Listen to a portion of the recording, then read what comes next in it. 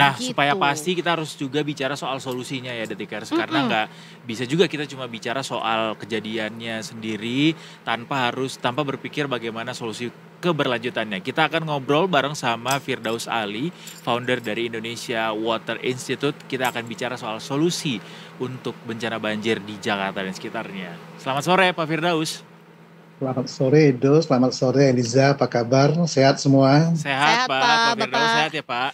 Alhamdulillah. Alhamdulillah sehat. Bapak, ini dari tadi kita berbicara mengenai banjir yang tidak hanya terjadi di Jakarta, tapi juga semakin meluas. Apalagi juga tentunya cuaca ekstrim juga masih terus berlangsung. Di sini juga kami juga lagi hujan besar juga di luar ternyata.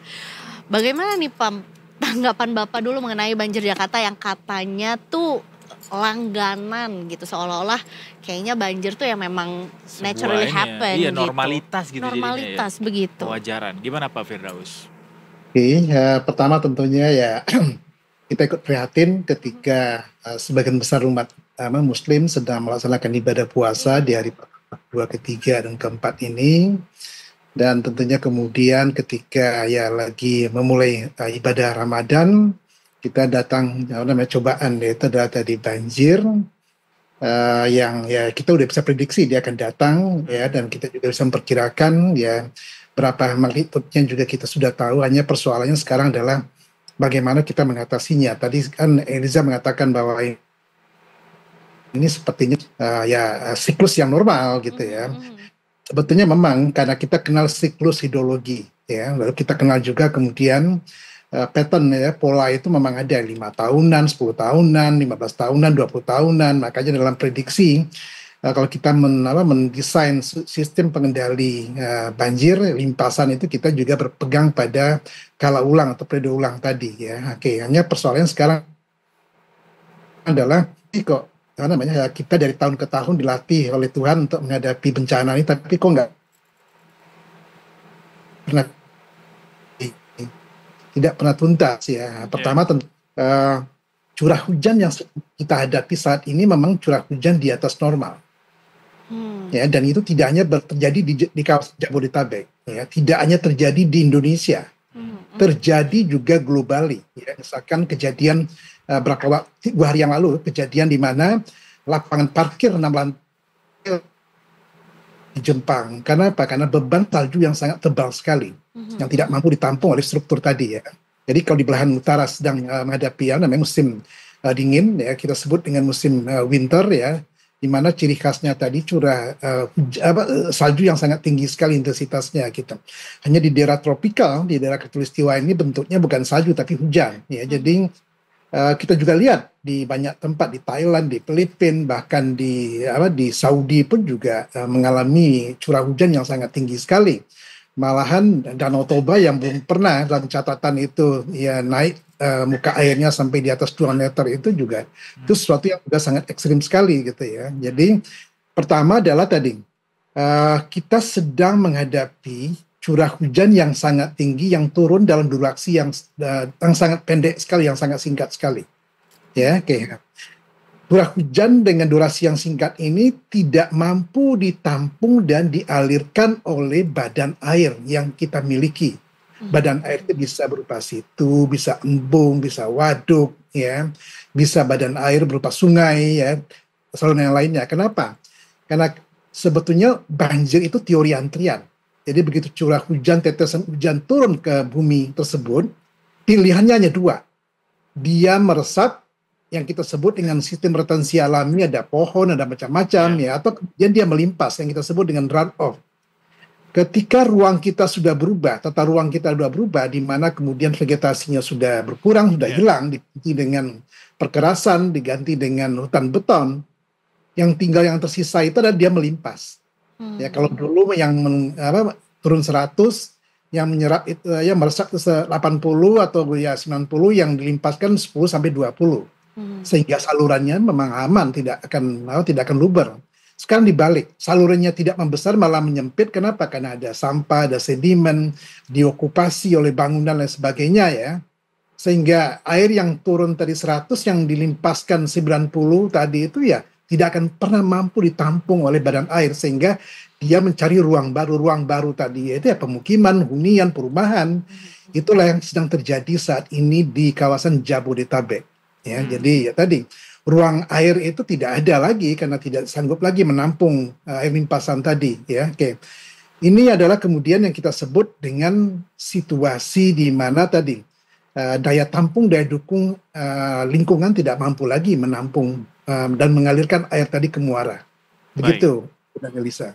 Kalau dilihat dari dengar penjelasan Pak Firdaus soal ruang tampung atau daya tampung itu sendiri, berarti ada semacam apa ya kelonggaran gitu Pak untuk pengawasan terkait di hulunya begitu Pak, soal kayak pengawasan terkait alih fungsi lahan, kemudian ruang hijau atau area hijau menjadi lahan properti begitu, itu ada kecenderungan penyebab terbesarnya dari situ berarti Pak, atau seperti apa analisis dari Water Institute?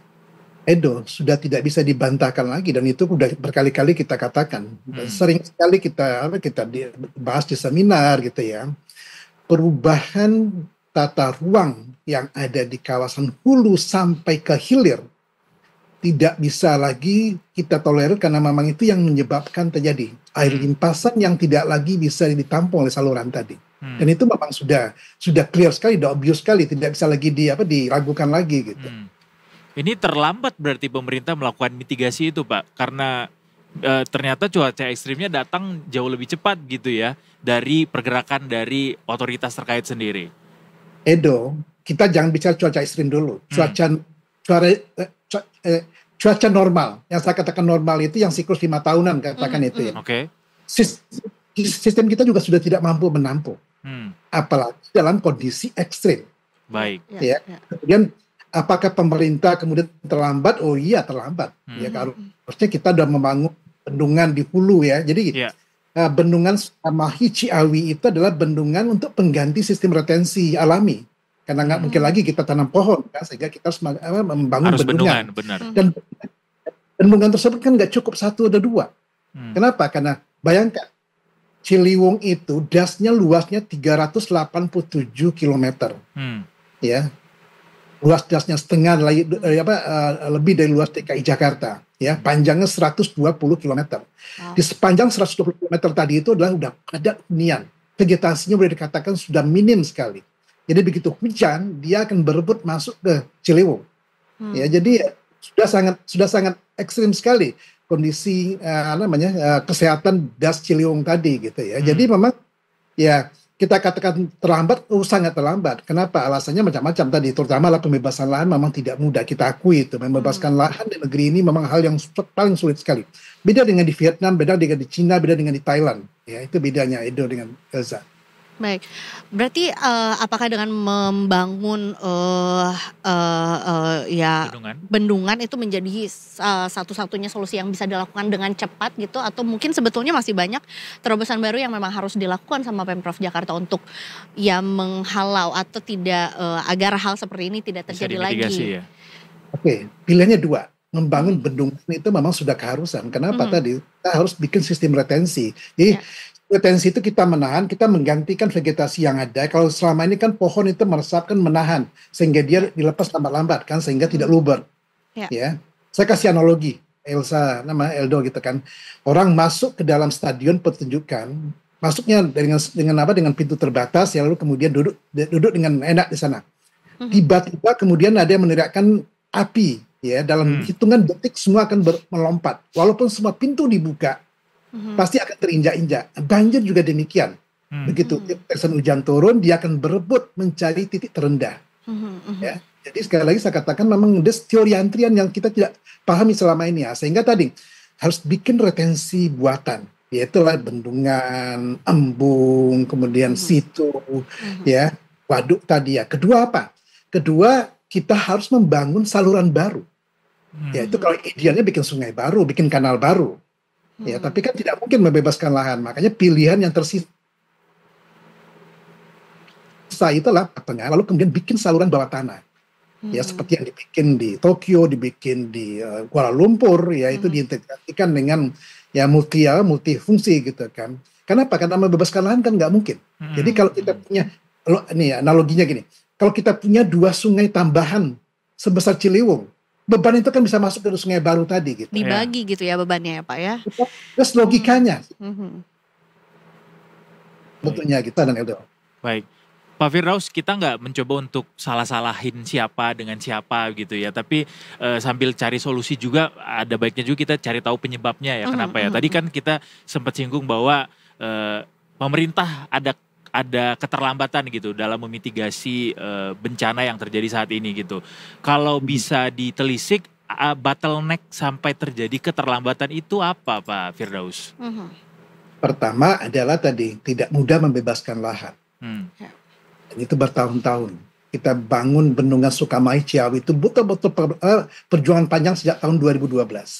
Tapi udah banyak instrumen yang dibikin sama pemerintah sebenarnya untuk bisa mempercepat yang namanya pembebasan lahan, Pak. Ya, tapi tetap di lapangan tidak semudah itu. Baik. Memang instrumennya disiapkan, tapi di lapangan eksekusinya juga tidak semudah itu. Buktinya normalisasi.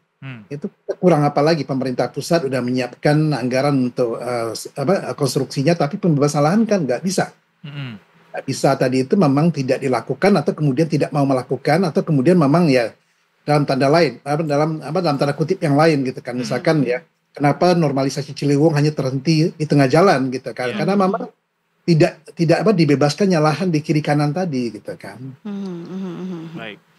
Nah, kemudian Rano Karno sebetulnya sempat menyebut jika salah satu solusi banjir itu adalah memindahkan warga bantaran sungai ya yang dekat dengan das gitu ya ke rusun. Ini sebetulnya menjadi satu solusi yang cukup ya bisa diimplementasikan gitu ya. Pak atau seperti apa?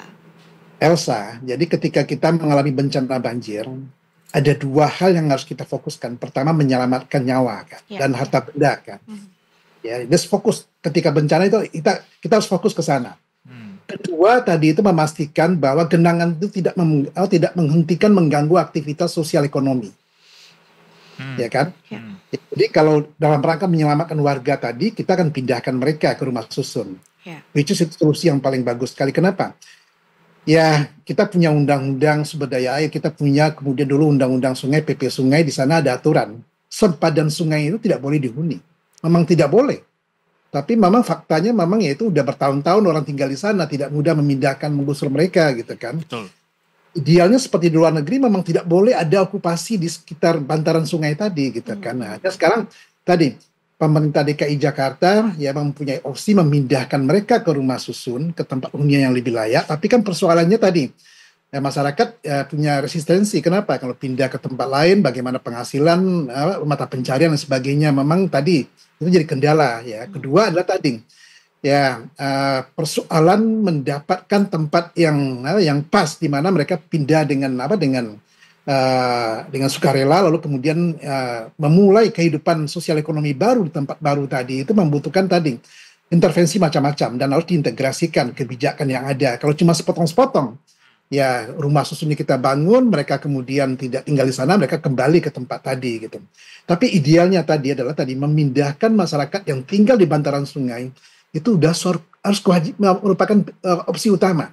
Ya, yang kedua tadi baru kita mengamankan jalur-jalur ekonomi tadi dari genangan tadi. Jadi tadi yang dikatakan Pak Wagub tadi itu memang tepat sekali. Yang kedua tentunya tadi bahwa memindahkan orang dan ya dengan harta benda yang berharga, tetapi kan tadi badan air yang terendam tadi itu kan harus kita bebaskan juga dari genangan. Itu kan ya kita butuh infrastruktur di sananya gitu. Baik. Ini terakhir Pak Firdaus, ini udah kadung banjir juga, udah terjadi bencananya dan kemudian intensitas hujan juga masih cukup tinggi. Lantas apa solusi paling efektif dan juga paling cepat begitu ya untuk bisa memitigasi risiko banjir yang saat ini sudah terjadi, Pak Firdaus? Oke, Eldo dan Elsa, kayak ibarat rumah udah kebakar kan sekarang ini kan kita tidak perlu mencari lagi dari mana asalnya, siapa yang melakukannya gitu kan. Sekarang yang bisa kita lakukan itu adalah tadi menyelamatkan nyawa. Saya selalu bilang ya, kalau mau diskusi tentang banjir jangan ketika banjir. Ya, ketika tidak banjirnya, kalau kita bicara tentang kemudian kemarau, kekurangan air, jangan ribut pada saat kemaraunya. Ribut ketika lagi musim hujan. Ya, kenapa? pola berpikir kita kan berbeda ketika kita kemudian punya kelimpahan air musim hujan ini ya, kita berpikir bagaimana kemarau kita amankan. Sebaliknya ketika kemarau, kita memikirkan bagaimana kalau hujan nanti datang musim hujan, curah hujannya tinggi, kita harus lakukan apa? Kita lakukan ketika musim kemarau kan? Betul. Bangun. Ini kan kita suka tell me. Ya, kita mengerjakannya ketika kemudian ya kejadiannya sudah ada gitu kan. Nah, makanya tadi yang bisa kita lakukan tadi itulah memperkecil sekecil mungkin tadi dampak kerugian baik harta, benda maupun nyawa tadi, yaitu dengan mengevakuasi warga tadi. Tapi ini kan temporary. Tentu. Ya, makanya kemudian Jakarta harus menyelesaikan dalam jangka panjang. Makanya Jakarta itu kan punya 3 ancaman terkait dengan bencana hidrometeorologi kan. Pertama tentunya tadi karena dia kota pesisir, yaitu ancaman rob. Ini kan sepanjang waktu, bukan hanya musim hujan ya. Benar. Kedua adalah genangan. Genangan ini kenapa? Karena tidak berfungsi dengan efektifnya sistem drainase kota. Ketiga adalah tadi banjir yang merupakan kiriman air limpasan yang berasal dari das di hulu. Ya, yang beratnya begini. Ya, kejadian tahun 2007 itu adalah ketika di hulu curah hujannya tinggi, di dalam kota juga curah hujan tinggi, di laut lagi pasang. Itu 3 minggu kita terendam air. Ya, tidak bisa dipompakan ke laut karena memang tidak akan mengalir gitu kan. Nah, dalam konteks ini tentunya tadi ya, saya yakin gubernur baru dengan wakil gubernur baru sudah menyiapkan langkah-langkah ke depan dan kita harus bantu bersama-sama. Ya, kenapa? Karena komitmen yang kuat, butuh tadi kerjasama yang kuat, dan kemudian butuh untuk merealisasikan dengan sungguh-sungguh, dan juga butuh partisipasi masyarakat. Exactly. Ya, kita akan punya misalkan di daerah potensi genangan tadi, itu harus dibebaskan. Itu prioritas utama. Ya, yang lainnya bisa kita tunda. Ya, lalu kemudian menambah pompa, baik yang mobile maupun yang stasioner, itu tidak bisa dihindari. Kemudian memastikan tanggul pesisir itu ada. Kenapa? Kalau begitu pasang kan airnya nggak bisa mengalir ke laut kan. Jadi ini memang PR untuk Jakarta itu tidak mudah ya, tapi saya yakin ya dengan komitmen gubernur dan wakil gubernur ke depan ini, dan ya beliau dibantu oleh tim yang saya yakin bagus sekali. Insya Allah kita dalam 5 tahun ke depan menyelesaikan masalah ini. Dan harapannya kebijakan-kebijakan yang udah disusun untuk bisa menanggulangi banjir dan juga secara berkelanjutan begitu, itu semuanya bisa dijalankan dengan tertib begitu ya Pak Firdaus ya. Betul. Aldo, satu lagi jangan lupa ya, kita tidak bisa lepas dari tadi kawasan sekitarnya. Kita tidak bisa lepas dari Bogor dan Depok, kita tidak bisa lepas dari Tangsel, kita tidak bisa lepas dari Bekasi. Ya, nggak bisa. Makanya kemudian aglomerasi yang sudah dicanangkan oleh pemerintah, yang sudah dituangkan di Undang-Undang 2 tahun 2004 itu memang harus dieksekusi segera. Walaupun undang-undang ini baru berlaku nanti ketika Kepres pindah ibu kota, tapi ya ngapain menunggu Kepresnya, selesaikan ini. Benar. Ya, saya takut kalau menunggu Kepresnya kemudian itu terganjal, ya kita kemudian tadi menangisi sesuatu yang harusnya kita tidak kita tangisi, dan kasihan masyarakat yang jadi korban. Begitu Eldo dan Elsa. Berarti memang diperlukan juga kerjasama antar elemen di sini ya, baik itu juga dari pemerintahannya, yang kemudian juga dari berbagai daerah yang aglomerasi tadi ya. Iya, berbagi lah gitu ya.